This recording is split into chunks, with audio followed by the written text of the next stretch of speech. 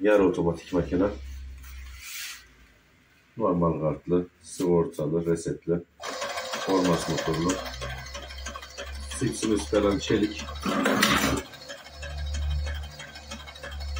Denemelerini yaptım. Ve kendisine bir test videosu olarak göndereceğim.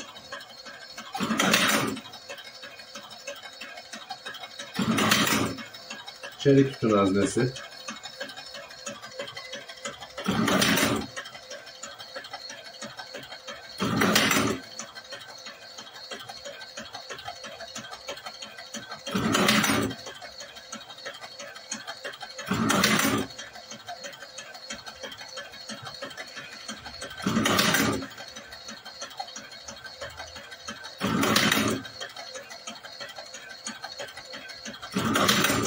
Kağıtlar valette.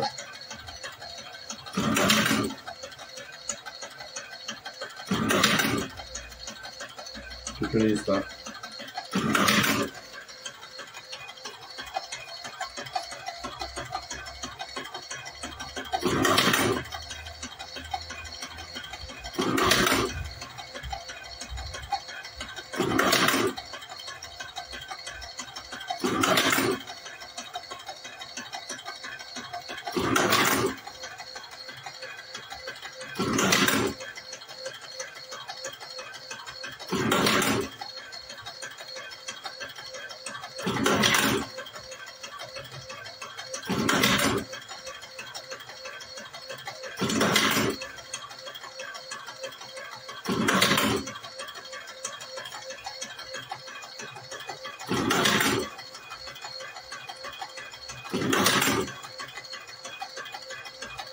Makarnaların ucu bozuk.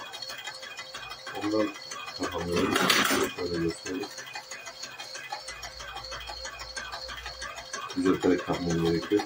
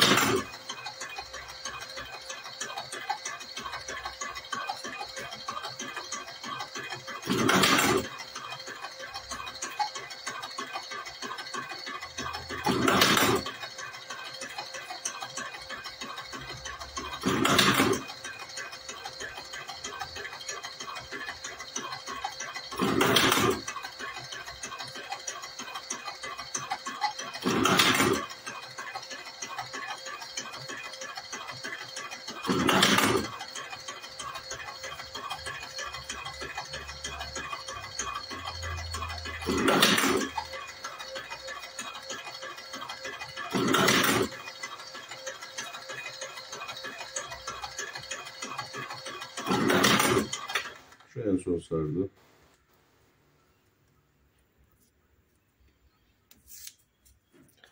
Şöyle. Bu da uçları.